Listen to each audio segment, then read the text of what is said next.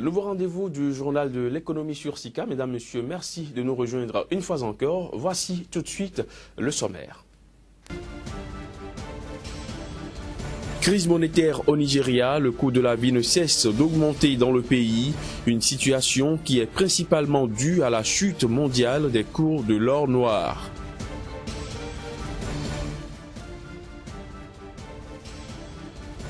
La Banque africaine de développement vient d'accorder au Mali une enveloppe de 60 milliards de francs CFA, une enveloppe qui servira à financer le projet d'aménagement routier sur le corridor Bamako-San Pedro. Les douanes de l'Afrique centrale restent convaincus que le numérique constitue un moteur de performance pour booster les économies des différents pays. On en parle également dans cette édition.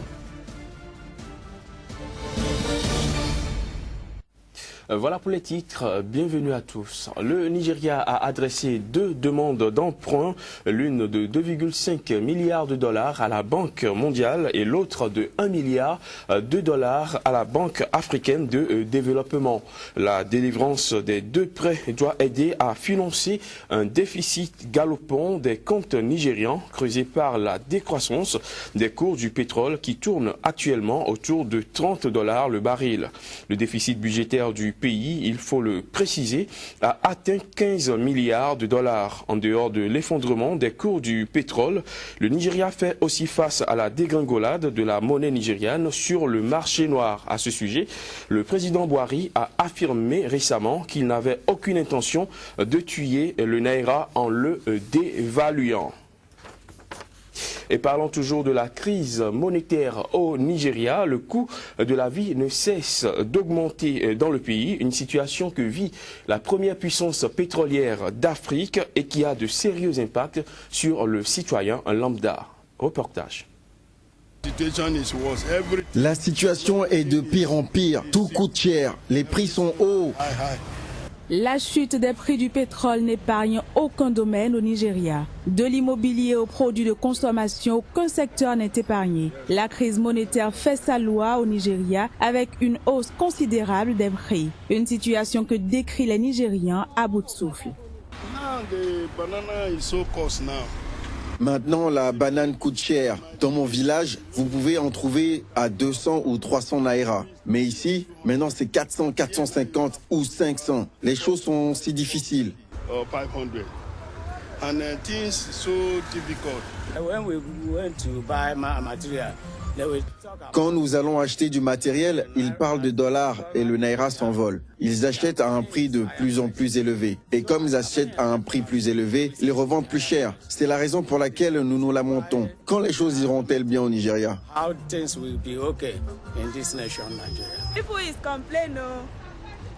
Les gens se plaignent. Ils disent que c'est trop cher et que nous devrions baisser les prix. Mais c'est à ce prix que nous avons acheté sur le marché. Nous vendons au prix du marché.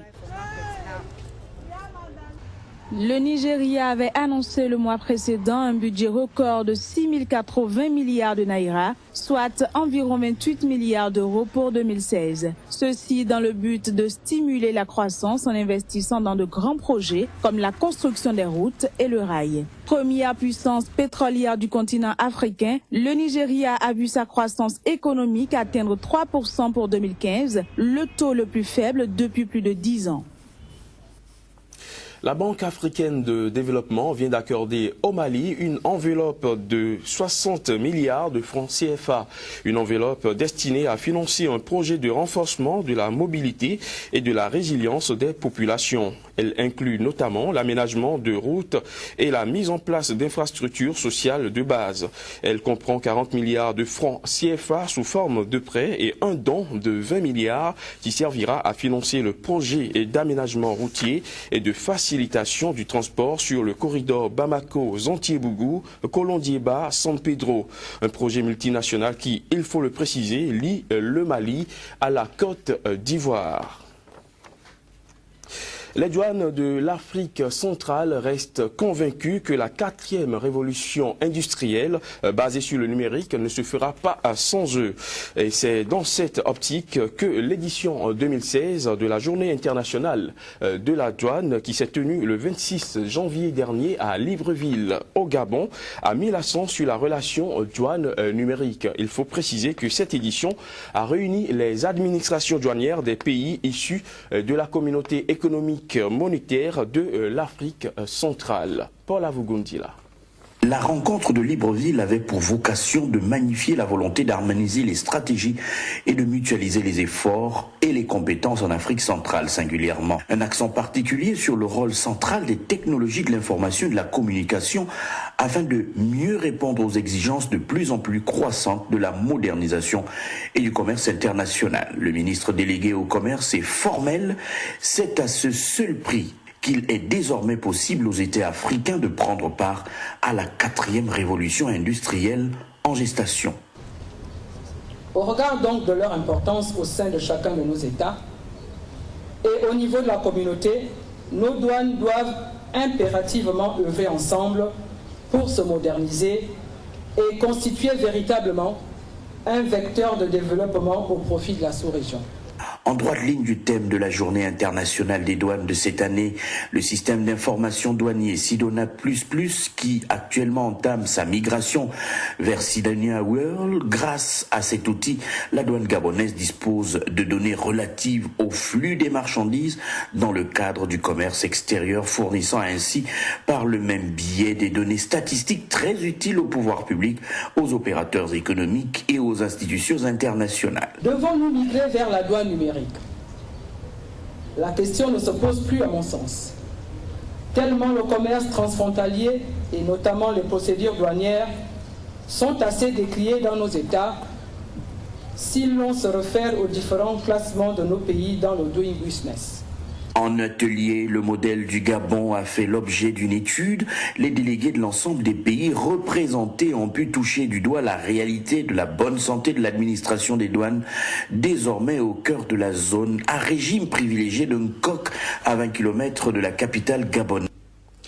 La Côte d'Ivoire affiche un déficit de près de 1260 milliards de francs CFA dans son budget exercice 2016. C'est de cela qu'il sera question avec Casimir Pédio qui nous apportera plus de lumière.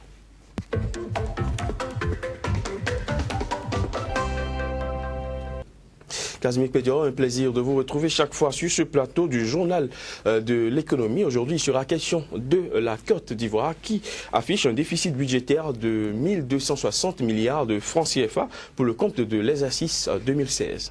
C'est bien ça, c'est ce que nous apprenons depuis le Parlement ivoirien dont les députés, certains députés ont la langue désormais déliée et qui ont commencé par fouiner un peu dans cette loi des finances exercice 2016 et donc ils ont trouvé des incohérences au niveau de l'élaboration du budget, des incohérences qui risquent forcément d'impacter négativement un certain nombre de programmes envisagés par le pays, à savoir aujourd'hui pour l'exercice 2016, le pays affiche un déficit budgétaire de 1260 environ milliards de francs CFA, ce qui, au regard de certains députés, n'affiche pas une bonne image pour le pays.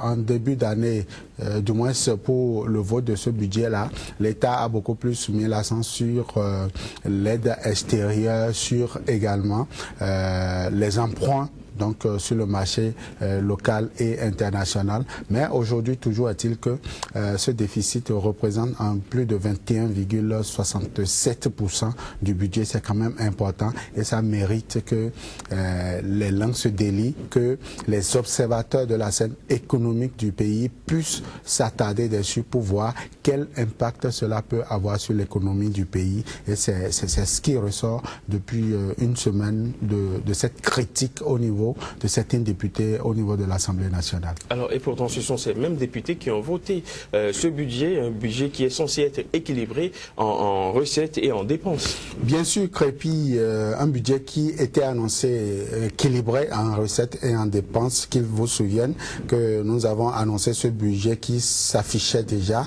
en début d'année à 5813,30 milliards de francs CFA. Et donc, c'est ce qui devrait être dépensé au cours de l'année 2016. Donc, alors que les recettes internes, la capacité du pays à mobiliser les recettes ne dépassait pas 4600 et quelques milliards de francs CFA. Donc forcément, ça pose un véritable problème. Le pays mise beaucoup plus sur les dons, donc sur les apports extérieurs. Et aujourd'hui, la Côte d'Ivoire a affiché de très belles performances. D'ailleurs, la Côte d'Ivoire est aujourd'hui